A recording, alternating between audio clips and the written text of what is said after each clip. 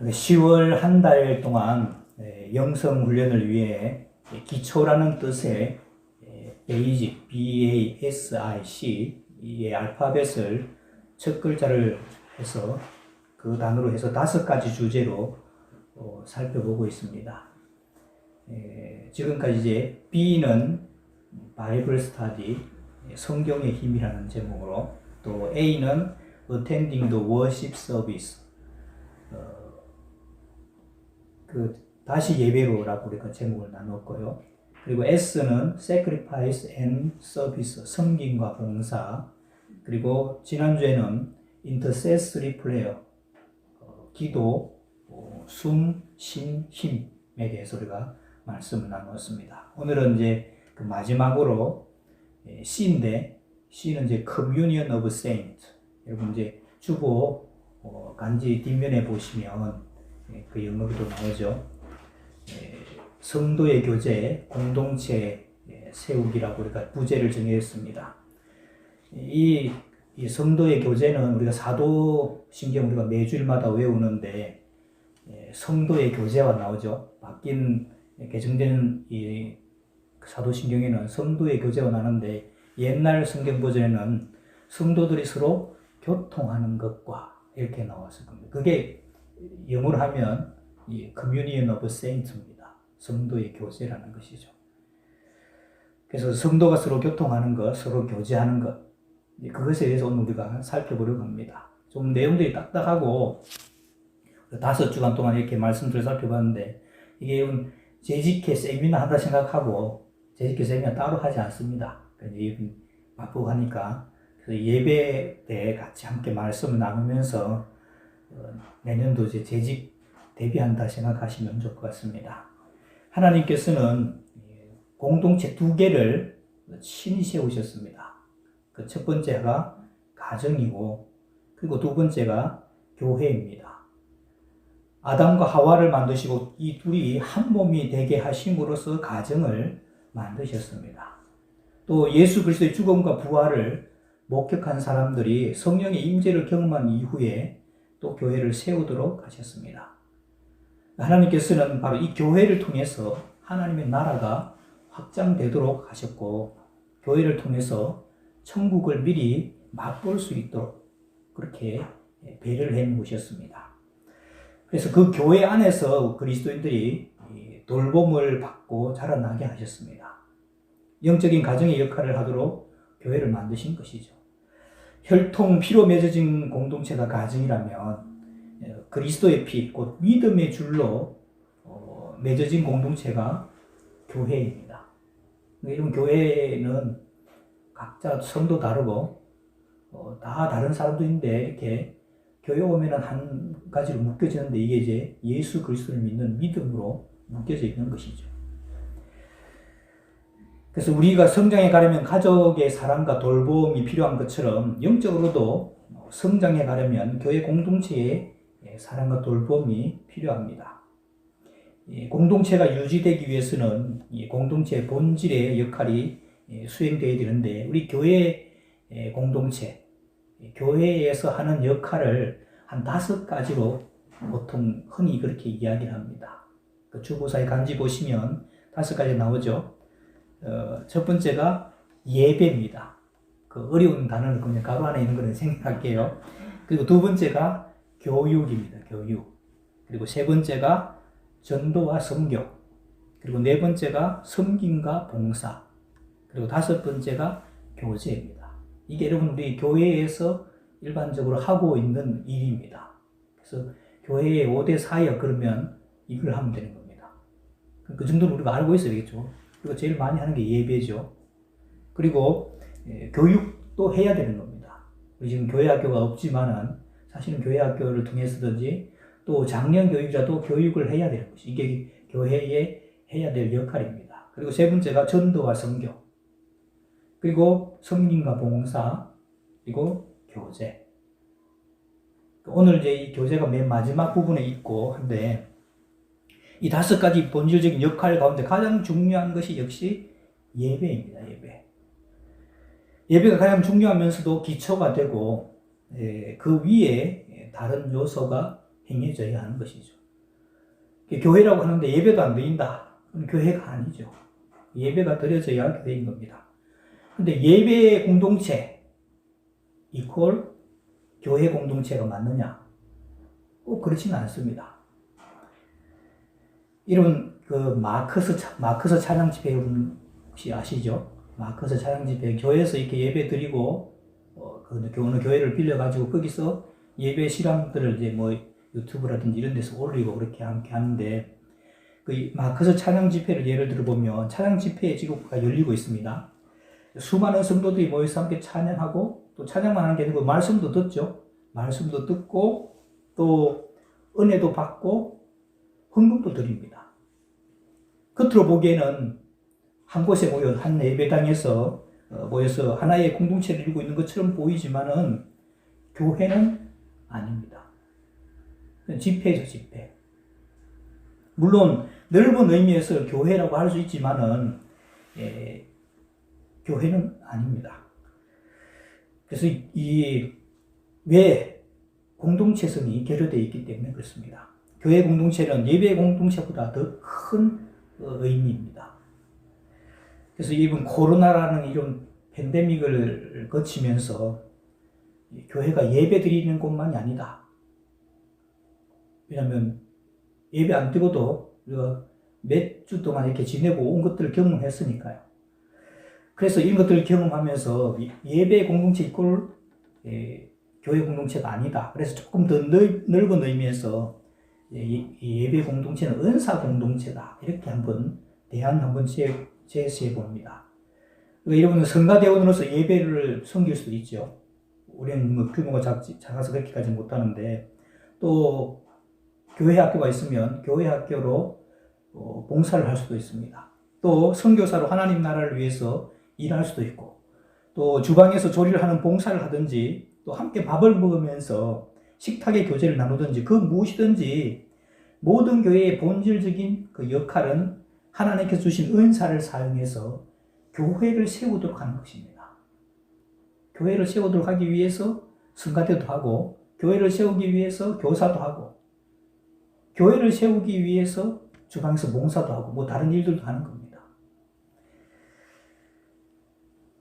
근데 교회의 본질적인 역할을 수행한다고 하지만 실제로는 교회를 세우는 데 목적이 있는 것이 아니라 자기 자신을 세우는 데 목적이 있다면 교회 공동체였으면 유지될 수가 없습니다. 똑같은 일을 하고 있는데 자신의 언변을 자랑하기 위해서 설교단에 서거나 또 성경 지식을 자랑하기 위해서 교회학교 교사를 하거나 요리 실력을 자랑하기 위해서 주방 봉사를 하거나 또는 식탁의 교제에서 유머 감각을 자랑하기 위한 것이라면 교회를 세우기 위해서 교회의 본질적인 역할을 수행하는 게 아니고 자기 자신을 세우기 위해서 교회를 이용한다고 볼 수가 있습니다. 그래서 여러분 교회에서 일하는 것 자체도 물론이지만은 그 교회 일을 하는 목적, 그 목적이 무엇인가 하는 것에 따라서 교회 공동체가 바로 세워질 수도 있고 아닐 수도 있다는 겁니다.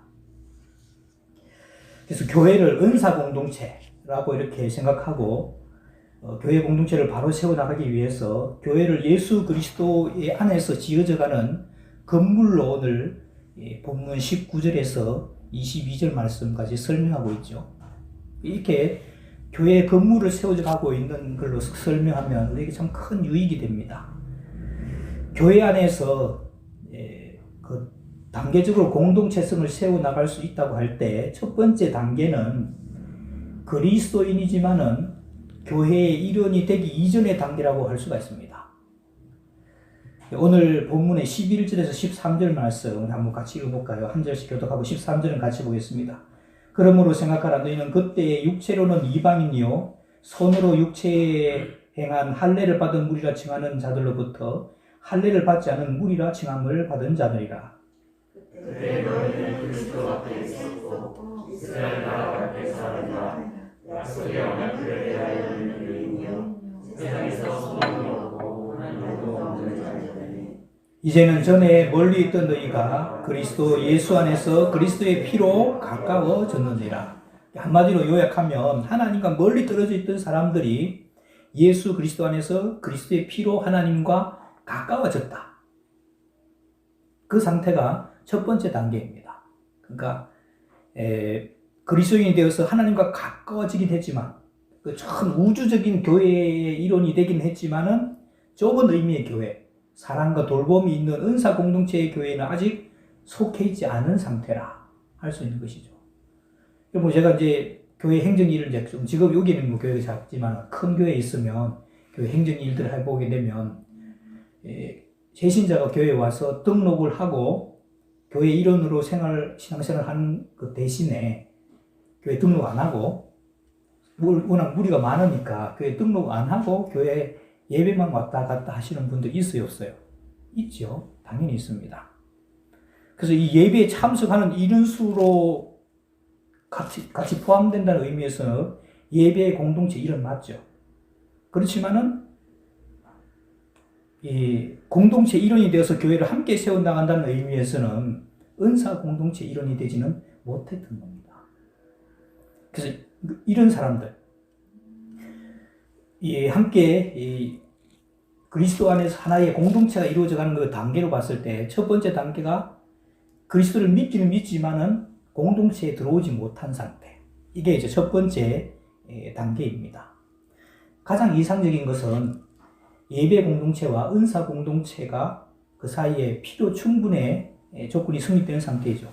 예배에 참석하는 모든 사람들이 자신의 은사를 이용해서 교회를 세워나가는 그런 모습을 말하는 겁니다.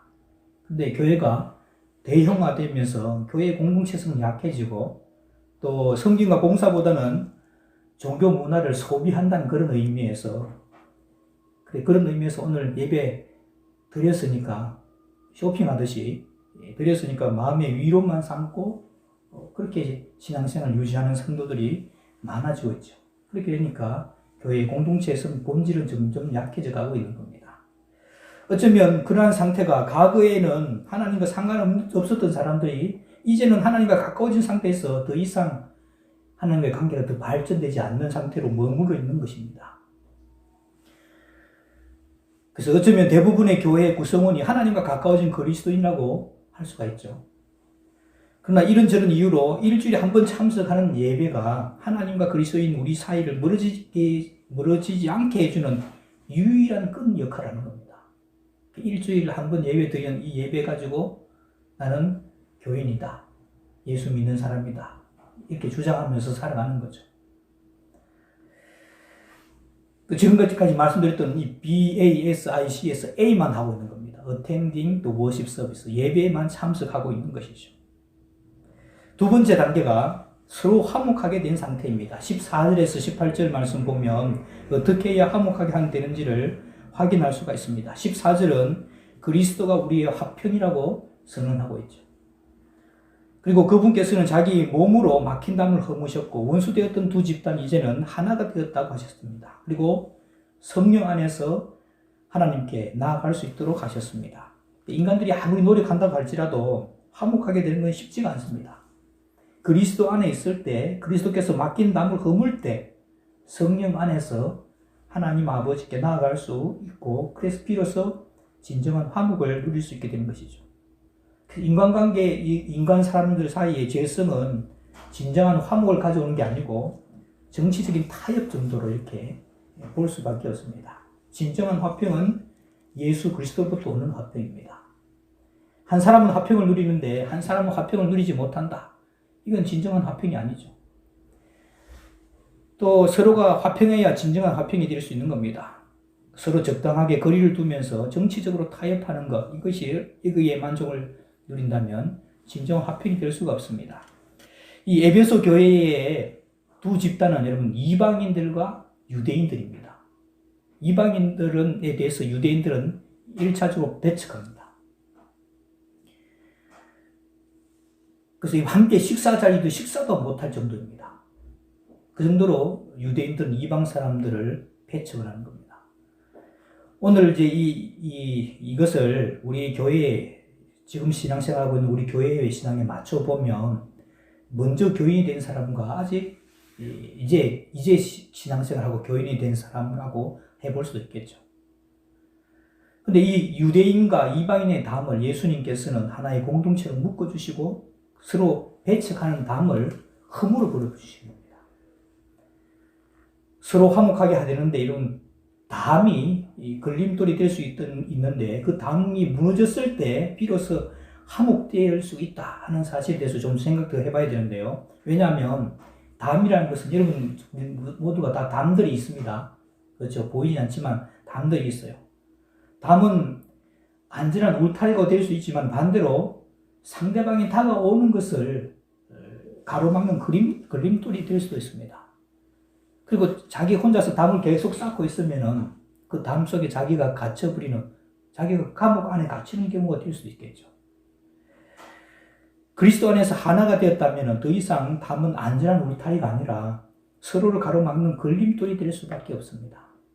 손에 손을 잡고 벽을 넘어설 수 있도록 자신이 쌓은 담을 허무는 것, 그래서 서로와 화목하게 되는 것, 이것이 결속력이 강한 공동체, 즉 가정과 같은 공동체가 되는데 필요한 과정입니다. 여러분, 성과 성의 차이, 미음과 영의 차이인데 성과 성의 차이가 바로 여기에 있습니다.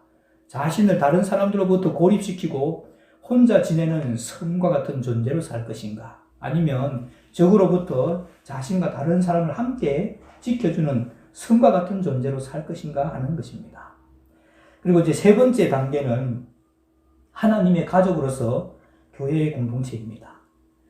교회를 예배 공동체로 정의할 것인가, 아니면 은사 공동체로 정의할 것인가, 또 그 차이와 마찬가지로 교회를 그리스도를 구세주로 고백하는 사람들의 모임으로 정의할 것인가, 아니면 하나님의 가족으로 정의할 것인가의 차이입니다. 제가 어렸을 때 가정 같은 교회, 교회 같은 가정이라는 이런 모토를 어느 교회에서 내걸은 것 보고 제가 그때 참 신선한 충격을 받은 적이 있습니다. 지금도 그 말은 아주 중요하다고 생각합니다. 공동체성을 강조하면서 가족과 같은 공동체가 우리 교회에 되어야 된다 하는 그런 의미인 것이죠. 교회의 정의를 하나님의 가족으로 생각함으로써 교회의 모습이 어떠해야 하는가를 이제 생각해 보려고 합니다. 가정은 여러분 특별한 목적이 있어서 오는 것이 아니죠. 가정은 단순히 지치고 힘든 일상에 고단하면서 돌아와 쉼을 얻기 위해 이런 목적을 가지고 존재하는 것도 아닙니다. 맛있는 먹거리와 따뜻한 잠자리를 제공하기 위한 목적으로 만들어진 것도 아닙니다. 물론 가정에는 쉼과 또 먹거리와 따뜻한 잠자리가 있습니다. 가족 구성원 가운데도 이 마치 가정을 하숙집으로 생각하는 사람도 있는 것처럼 교회 가운데도 교회를 헬스클럽이나 학원으로 생각하는 사람들도 있습니다. 학원 수강증 끊듯이 헌금 들러 교회에 왔다가 어느 순간 발길을 끊어버린 겁니다. 가정은 특별한 목적을 지닌 것이 아니라 혈연으로 사랑으로 만들어진 공동체입니다.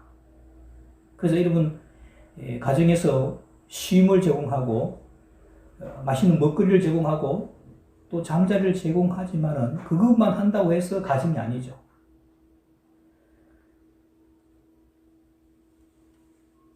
가정이라는 곳에는 사랑의 요소가 있어야 하는 겁니다. 사랑이 없으면 더 이상 가정이라고 할 수가 없을 것이겠죠. 대화가 없고 서로에 대해서 무관심하고 일주일 내내 식사 한번 같이 하자 힘들고 얼굴 대하기도 쉽지 않다면 가족의 공동체성은 찾아보기 힘들 것입니다. 쉴 잘 곳이 있고 먹을 것이 있다고 만족한다면 호텔이나 하숙집이지 가정은 아닌 것이죠. 그래서 여러분, 가정이라고 한다면 마음 붙일 곳이 있어야 비로소 가정이 될 수가 있을 것입니다. 우리가 이런 가정 같은 교회라고 했을 때 우리 새소망교회가 예배 자리에 나와 있는 모든 사람들이 마음 붙일 만한 그런 곳이 되는가? 그게 되어야 진정한 교회라고 할 수가 있을 것입니다. 그래서 하나님의 가족 공동체로서 교회가 갖는 몇 가지 특징들 중에 가장 중요한 특징 중에 한 가지가 그리스도의 몸이라는 말로 설명되는 다양성 속의 일치입니다. 우리가 말씀드렸죠. 아까도 여기 있는 사람들 다 다릅니다. 얼굴도 다 다르고 생각하는 것도 다르고 또 가치관도 다 다릅니다. 그런데 예수님 안에서 하나로 뭉쳐져 있습니다. 다양성 속의 일치인 것이죠. 교회 공동체를 구성한 한 사람 한 사람은 몸의 일부인 머리카락이 될 수도 있고 또 코가 될 수도 있고 입이나 눈썹 그리고 눈이 될 수도 있습니다. 그 많은 지체가 머리 대신 그리스도 안에서 서로 신경으로 연결되어서 하나의 몸을 이룹니다. 한 몸에 많은 지체가 있다는 말은 똑같은 모습, 똑같은 기능을 하는 지체가 많이 모여서 한 몸을 이루었다는 뜻이 아닙니다. 천편일률적으로 똑같은 사람들, 동일 집단이 모여있는 것이 아니라 제각기 다양한 사람들이 모여서 하나의 온전한 그리스도의 몸을 이룬다는 말입니다. 이런 눈이 중요하다고 해서 눈만 있다면 또 손이 중요하다고 해서 손만 있다면 온전한 몸이 될 수가 없습니다. 눈은 눈이라서 중요하고 손은 손이라서 중요합니다. 보기에 필요하지 않아 보이는 지체도 다 쓰임새가 있습니다. 평상시에는 아무것도 할 일이 없어 보이는 지체가 위기의 순간 또 고통의 순간에 제 역할을 하는 그런 모습도 보게 됩니다. 아무것도 하는 일이 없어 보이는 눈썹의 역할이 무엇인지 깨닫기 위해서는 땀을 흘려봐야 합니다. 땀이 날 때 눈썹이 없으면 땀이 다 눈으로 들어가죠. 또 화장해 보아야 합니다. 화장할 때 가장 많은 시간을 들이는 부분이 눈썹일 것입니다. 심지어 눈썹이 없으면 문신해서라도 눈썹을 만들기도 하죠. 눈이 중요하다고 해서 눈이 하나 더 있어야 할 것 같고 또 눈썹은 중요하지 않은 것 같으니 하나만 있어도 된다고 생각하지 않습니다. 손이 가장 많은 일을 하니까 한 쌍이 아니고 한 세 쌍 정도 있으면 좋겠다 이렇게 생각하는 사람들도 없습니다. 그렇게 된다면 괴물일 것입니다. 우리가 온전한 그리스도의 몸을 이루기 위해서는 다양한 사람, 다양한 은사를 가진 사람들이 하나의 몸을 이루어야 합니다. 건강하고 온전한 몸을 이루기 위해서는 비록 약해 보이고 쓸모가 없어 보이는 지체에 관해서도 관심을 가지고 그 고유한 역할을 잘 감당할 수 있도록 관심과 돌봄이 필요한 것이죠. 몸을 이루는 각각의 지체가 각 제 역할을 할 때 몸은 온전하게 유지될 수가 있습니다. 그리스도의 몸인 지체가 온전해지기 위해서는 각각의 지체가 건강하고 온전하게 기능을 잘 유지할 수 있도록 해야 하는 것입니다. 그리스도의 교제가 상호 간의 친목 도모를 위해서 식탁의 교제를 나누고 함께 커피를 마시면서 담소를 나누는 모습만 가리키는 것이 아닙니다. 물론 그것도 성도의 교제기는 맞습니다. 마치 가정이 밥상 공동체인 동시에 사랑과 돌봄의 공동체이듯이 하나님의 가정으로서 교회 공동체도 마찬가지입니다. 성도의 교제는 하나님으로부터 받은 은혜와 사랑을 나누고 증거하면서 서로를 격려하고 돌보며 모두 영적으로 성장하고 열매를 맺도록 그래서 궁극적으로는 교회 공동체를 온전히 세우기 위해서 협력하는 것입니다.